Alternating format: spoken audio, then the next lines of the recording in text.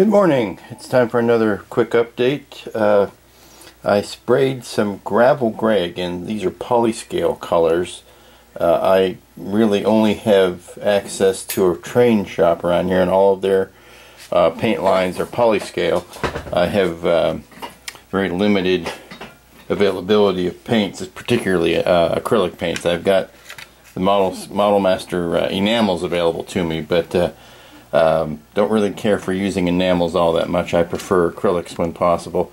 But this is a coat or two of gravel gray, new gravel gray, which has a slight bluish tint to it. You can see on the video here that it's a little bit bluer than it's a cool gray. It's not a warm gray. And what I wanted to do was to cover this row of templates that I've put down, because this gravel gray and the primer gray are the two colors I want this ring to be.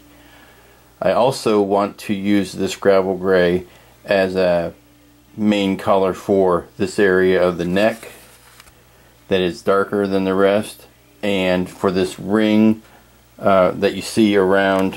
Let me zoom out. This ring that gets the what I call a checkerboard pattern. That's just a simple stripe. I want it to be also a little bit darker, or a little bit grayer than the overall whiteness of the rest of the ship. So what you're seeing is what's going to be one of the two tones of that, and those will be the next templates I put down.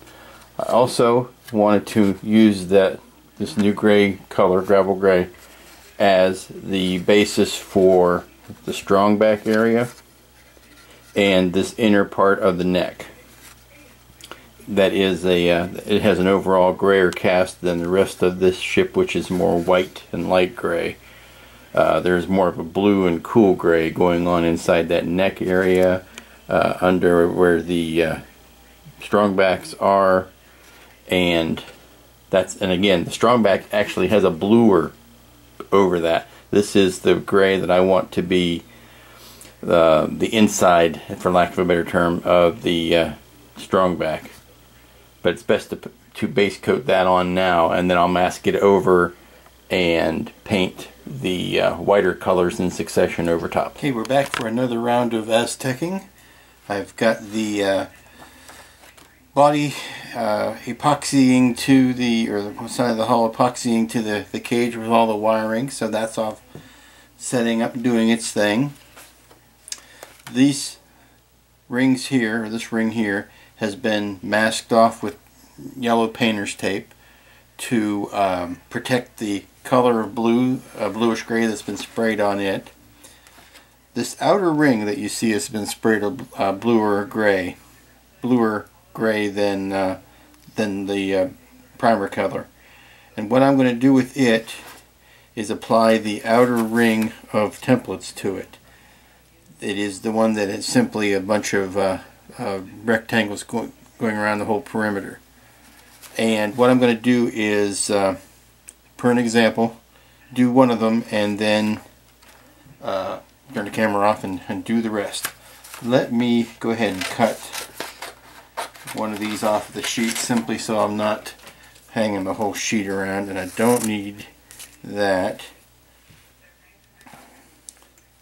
So what I've discovered, what I'm doing wrong is I'm trying to pluck off the pieces on this when it's sitting on a towel, and it's got too much give in it. I need to be plucking them off from a hard or solid surface. So let me see, do I still have that piece?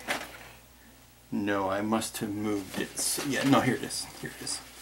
Okay, so I'm just going to lay this down and put this on top of it. That way it'll be easier for me to pluck. I'm just going to pick one at random, and I'm going to do start right here. It's right in here, it's right in camera. So you take the first one, you line it up on that first edge. Now this is all being done by eye. So the next one, I skip one, on the sheet, and I skip one on the sheet and pull the next one off, and I eyeball it and say, okay, the space it needs to be open is the width of one of these. So I will move this over, eyeball it to that. Try not to get into the camera here.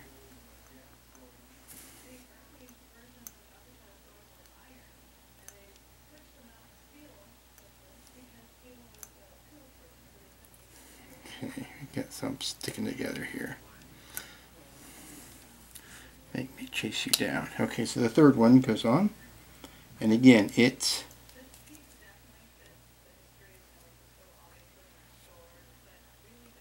is the thickness of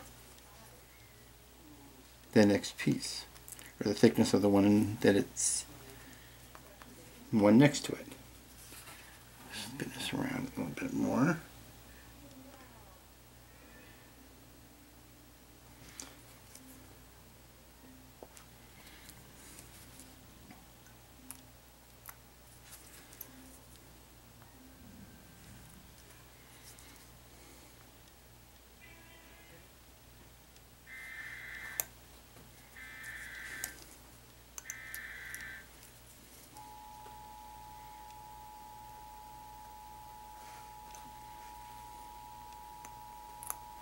And I'm putting them on very lightly.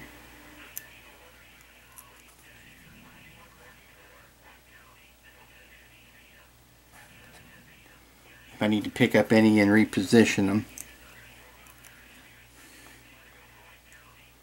respace them. Okay. Let me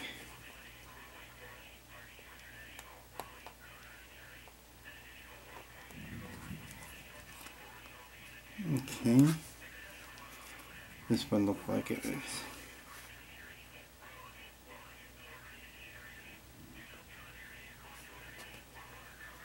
Okay, there you go. There's one of them. So of course, as soon as I turn the camera off, it starts going really well and really easily. So I figured I'd turn it back on and see if I can jinx myself. The secret is, when putting these down, to make sure you're lining them up, or you're eyeballing them with the center, to make sure they're coming radially out from the center of the saucer.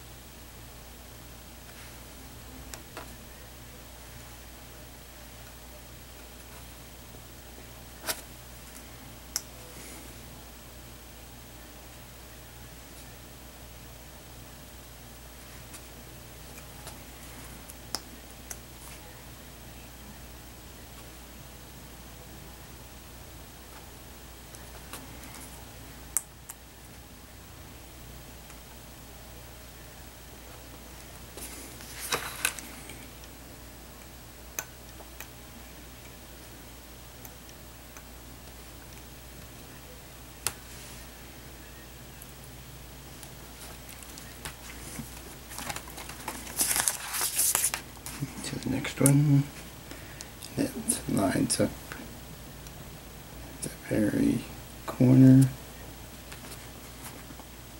Pop the next one out. There you go. It's been a few minutes and everybody is done. Tilt the camera up a little bit so I can show you that. With the sensor rings, very nice.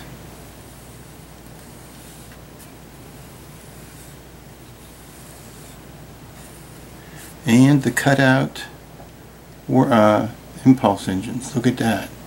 Nice red light behind there. Sweet. There's the cage lit up.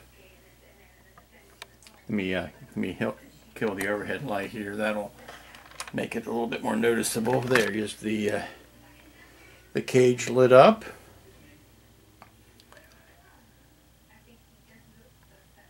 The only other thing I can show you is the circuit board.